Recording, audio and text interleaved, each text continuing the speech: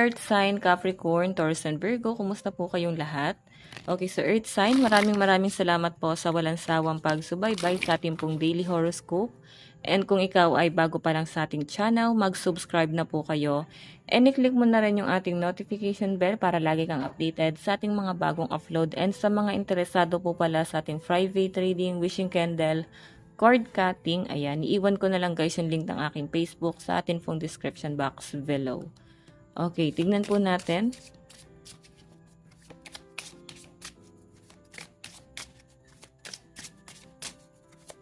Focus ng energy ng mga earth sign ngayon. So guys, meron tayong let your inner fire warm you, not burn you. So, eto guys pag sinabi kasing fire, galit, or pwedeng tawag dito parang may nagsusumigaw sa loob mo.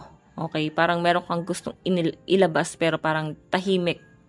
So, may nakikita rin ako guys sa parang hindi naman disappointment pero nakaka-feel ka ng lungkot. Yun po yung pinapakita sa akin dito. Pero sinasabi dyan guys, wag mong hayaan na yung inner child or yung nandun sa loob mo is parang masunog ka.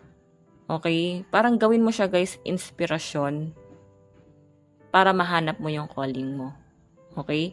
Gawin mo siyang comfort zone or pampamper sa'yo or gawin mo guys, earth sign na parang etong nangyayari sa inyo na to yung nagpapagaan sa kalooban mo. Okay? So, wag niyo siya guys isipin na para bang eto yung blockages mo. Isipin nyo, parang kaya nangyayari siya is may calling sa inyo na parang kailangan nyo guys i-grab. Okay? Tignan pa natin overall energy.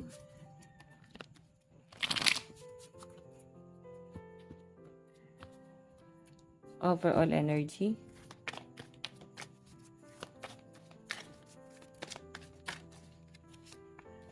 Meron tayong natural disaster. Okay. Meron tayong hesitation, di ba? I think earth sign merong gulong nangyari dito. And yung gulo na yon yung pwedeng nagpapa-hesitate sa'yo. Hindi ka makapag-decide doon. Meron tayong reservation. May nakikita ko pwedeng iniisip mo is travel or makipag-communicate. Pero siguro guys, nag-hesitate ka sa mga desisyon, no? Kung paano, ano yung mga desisyon na gagawin mo ngayon. Hindi ka makapag-decide Pwedeng magulo pa yung sitwasyon or magulo yung isip mo ngayon. So, patungkol to guys sa biyahe, evidence. Pwedeng meron ka lang guys gustong malaman. Pwedeng magiging closure sa inyo yung bagay na yon. Okay? Yan po yung pinapakita sa akin dito guys. Basta meron ka lang gustong malaman dito. Meron ka lang gustong at least parang hindi mo lang siya guys, wala namang konfrontasyon. Gusto mo lang makita ano yung nagaganap, ano yung sitwasyon, mga ganon. Okay?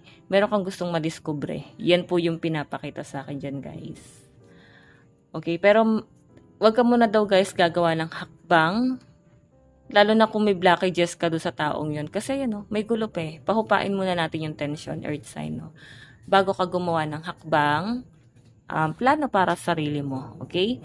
Tingnan pa natin, guys. Okay.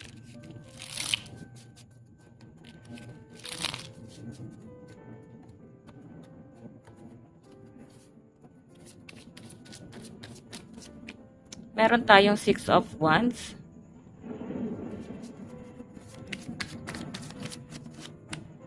Meron tayong 6 of Pentacles. Puro 6, no?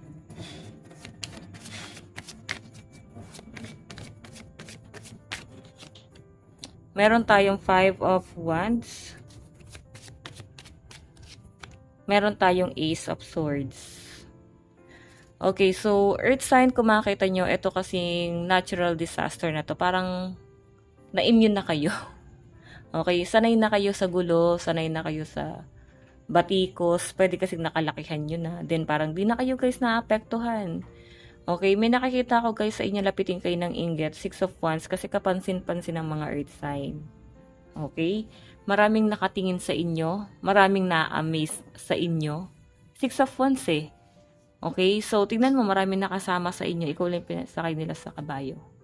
So, sinusuportahan ka nila. Pero guys, ito ha, piliin mo lang yung mga taong nandun sa circle mo. Okay? Pwede kasi guys na may tumutulong, may tutulong, or may magbibigay sa inyo guys ng opportunity. Six of Pentacles, meron talaga magbibigay. Pero pwedeng ang magdulot nito guys ay gulo or pwedeng panunumbat pa. So, magkakaroon ka ng realization dito sa bagay na to. At pala hindi na ako humingi ng tulong, at pala hindi na ako nang hingi ng opinion. Kasi pwedeng naging gulo pa guys yon.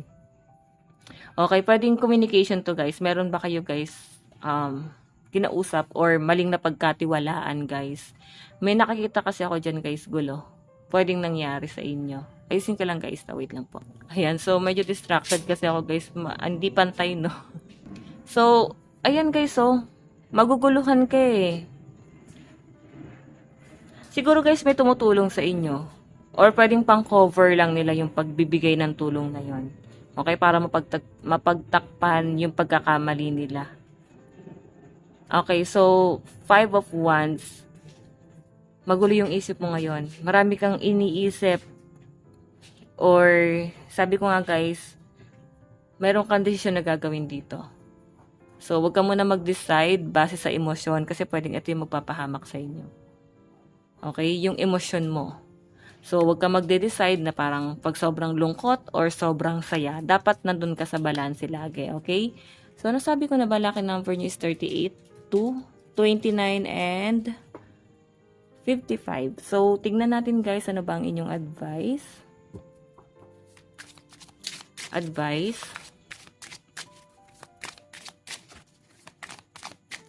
Meron tayong okay. Your purpose is joy. Ayan, yung iba sa inyo guys na parang nafe-feel mo na parang ano bang dahilan ng ano ko, ng existence ko. Parang ganyan or meron pa bang dahilan or may pakinabang pa ba? Or ano pa ba yung role mo sa mundo? Kasi nako-question mo na rin kung ano pa ba yung role mo dito sa mundo? Ano pa ba yung obligasyon or ano ba yung may calling pa ba? May mangyayari pa ba? So, sinasabi rito guys, yes, meron. Tingnan mo, hindi pa tapos yung karera mo. Pwedeng nalugmok ka lang guys at tinapos mo na yung karera mo. Okay, basahin natin guys. I know, your purpose has nothing to do with how you make a living. Okay, that is your vocation. That is your vocation, mission, or inspired passion, all worthy. But your purpose is much simpler and bigger. Your purpose is joy. It's about discovering, nurturing, and celebrating who you truly are, and knowing and loving yourself at the deepest level. Okay? So, baka yung ibang tao na-appreciate ka, tas ikaw di mo na-appreciate yung sarili mo.